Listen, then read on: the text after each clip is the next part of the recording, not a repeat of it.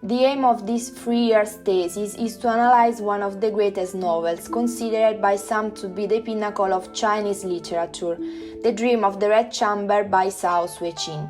Composed in the 18th century and published 40 years later, this novel has fascinated its readers for centuries, leading them to wonder about the many mysteries it contains.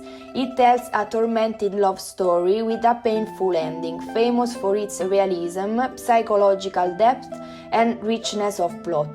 The novel not only provides a detailed snapshot of a family in decline under a corrupt feudal system, but also makes a direct comment on the economy, politics, culture, education, law, ethics, religion, and the marriage system of the time.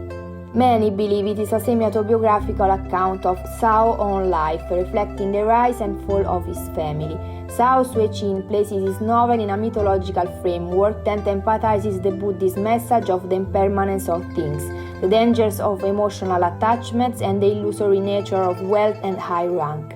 The story centers on the large, prosperous and prominent Jia family, close to decline, whose high position is threatened as most of the men of the younger generation are failures with little or no chance of passing the all-important civil service exams. Another important aspect is the love triangle between Pao Yu, Dai Yu, and Bao Chai.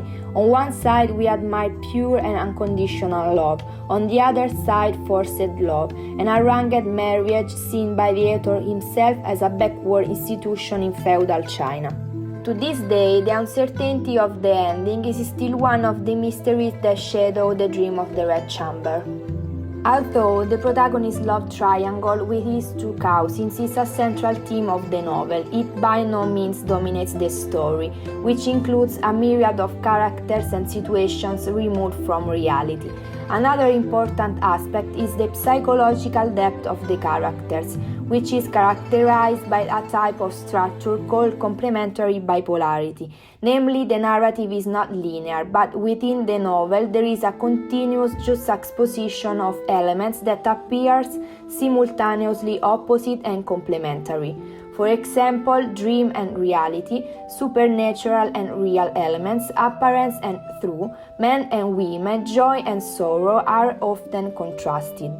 The title of the novel carries two important meanings. Firstly, it refers to the Red Rooms where the daughters of wealthy families used to reside. Secondly, it refers to a dream the protagonist Pao Yu has in the 5th chapter. He falls asleep in Mrs. Qing's room and dreams of the goddess Qinghuan, who accompanies him to the illusory land of the Great Void. Inside, he finds 3 registers in which the future, not positive, of the girl of his family, the 12 hairpins of Jingling, is foretold. Because of its vast structure with hundreds of characters and its description of the lives of different social classes, The Dream of the Red Chamber has been appreciated by readers and scholars ever since it began circulating in the Qing dynasty, giving rise to a veritable subject of study, Readology, which to this day continues to reveal the great mysteries contained within the work. Due to its immense fame, The Dream of the Red Chamber was adapted for the silver screen, resulting in a 1987 TV series, a 2010 remake, and a 2017 miniseries. The novel has been translated into several languages and has sold more than 1 million copies. The closest translation is by Edouard Damasi, a famous sinologist and university lecturer. The Dream of the Red Chamber is the work par excellence of Chinese literature, a scrupulous chronicle of the events surrounding the history of a fictitious aristocratic family.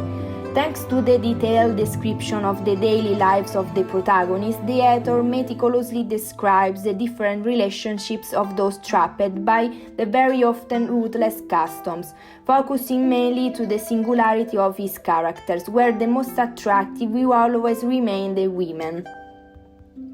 The novel is in perfect accord with Buddhist and Taoist beliefs, according to which to achieve enlightenment one must realize that the world is only a dream from which one must awaken.